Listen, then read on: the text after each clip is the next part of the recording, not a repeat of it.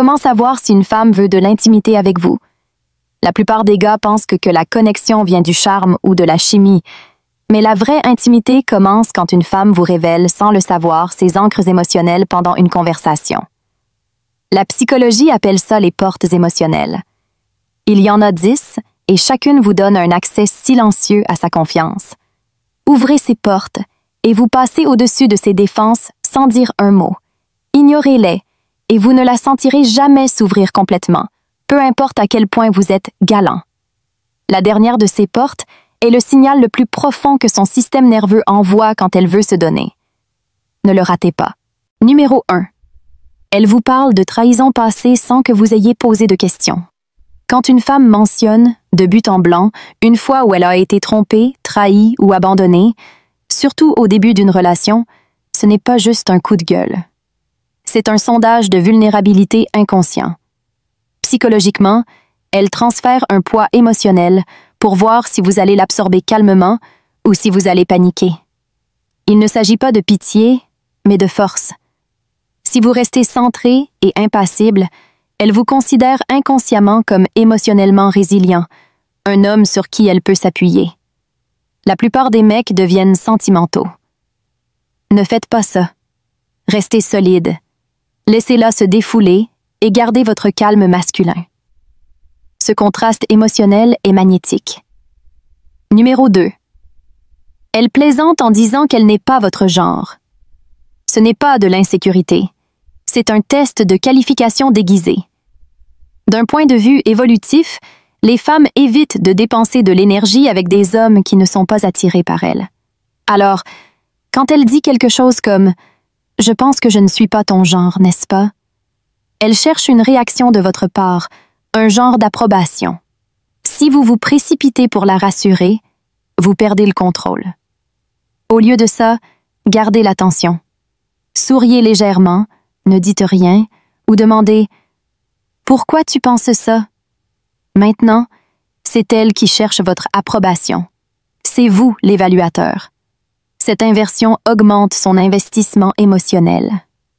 Numéro 3. Elle parle de son père, en bien ou en mal. Que ce soit pour le complimenter ou pour s'en plaindre, ce sujet n'est jamais aléatoire. Les psychologues suggèrent que les liens émotionnels avec les figures paternelles façonnent la dynamique de l'attachement. Si elle le mentionne, consciemment ou non, elle vous montre sa carte pour le leadership masculin. N'analysez pas, observez simplement. Si la façon dont elle en parle est respectueuse, elle répond probablement bien à la force et à la structure. Si elle est rancunière, elle est peut-être en train de tester votre sécurité émotionnelle. Quoi qu'il en soit, la présence de son père dans la conversation est un signal. Vous êtes entré dans l'espace de sa mémoire émotionnelle. Répondez avec un leadership posé. C'est là que l'attirance se forme. Numéro 4. Elle mentionne des rêves ou des ambitions que personne d'autre ne connaît. Partager des rêves personnels, ce n'est pas juste s'ouvrir. C'est un signal de confiance enraciné dans la psychologie de la recherche de récompense. Elle teste si vous allez soutenir ou rejeter son identité la plus profonde. Les hommes faibles donnent leur approbation pour obtenir une connexion. Les hommes de grande valeur écoutent sans avoir besoin de valider. C'est ça qui construit votre force. Quand elle s'ouvre, n'exagérez pas votre soutien. Dites simplement « ça a du sens ». On dirait que tu es faite pour ça. Une confiance neutre montre que vous n'avez pas besoin d'être impressionné. Et c'est ça qui l'impressionne. Numéro 5. Elle mentionne, de manière décontractée, la proximité physique avec d'autres hommes. Ce n'est pas un accident, c'est un test pour provoquer la jalousie. La psychologie évolutionniste montre que les femmes utilisent de subtiles comparaisons sociales pour évaluer le calme d'un homme. Elle pourrait dire « Mon collègue de travail n'arrête pas de faire des câlins à tout le monde » ou « Mon ex détestait quand je portais cette robe ». Le test est « Allez-vous réagir ou rester impassible ?» Si vous faiblissez, vous échouez. Si vous restez imperturbable, vous signalez votre sécurité intérieure. C'est le déclencheur que son cerveau recherche. Gardez votre calme, signalez votre abondance. Elle sentira la différence de pouvoir et se rapprochera. Numéro 6. Elle demande « Qu'est-ce qui t'énerve » Cette question a l'air innocente. Elle ne l'est pas. C'est un sondage sur vos limites de contrôle. Elle essaie de cartographier votre spectre émotionnel. Pourquoi? Parce que les femmes, inconsciemment, veulent sentir vos limites. Non seulement à quel point vous êtes gentil, mais la profondeur de vos sentiments et où se trouve votre ligne rouge.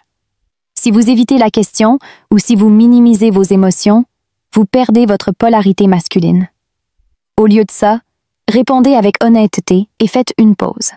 Laissez votre sérieux planer dans l'air. Ce silence crée du respect. Numéro 7. Elle décrit des situations où elle a perdu le contrôle. Quand une femme parle de moments où elle a perdu son calme, pleuré, crié ou pété les plombs, ce n'est pas un excès de sincérité. C'est un signal de soumission. Biologiquement, exposer la perte de contrôle est un signal de sécurité psychologique. Elle demande « Est-ce que tu peux gérer mon chaos ?» N'essayez pas de réparer. Ne jugez pas. Absorbez simplement. Quand vous répondez avec stabilité et non avec pitié, vous déclenchez le réflexe féminin de se détendre dans votre certitude. Numéro 8. Elle mentionne se sentir en sécurité près de vous, avec intensité. Ce n'est pas juste un compliment, c'est une impression primitive. Quand une femme dit « Je ne sais pas pourquoi, mais je me sens si calme près de toi », elle signale une synchronisation de son système nerveux. Votre présence régule la sienne. C'est la couche la plus profonde de l'intimité. Ce n'est pas de l'attirance, ni du désir, c'est de la confiance. Les hommes qui cherchent l'approbation n'accèdent jamais à cette couche. Les hommes qui maîtrisent la sérénité, le calme et la présence, oui. C'est là que l'engagement émotionnel commence. Pas en cherchant, mais en étant vous-même, en toute inébranlabilité. Si vous ne cherchez pas l'approbation, mais que vous voulez construire une présence indéniable, rejoignez cette chaîne.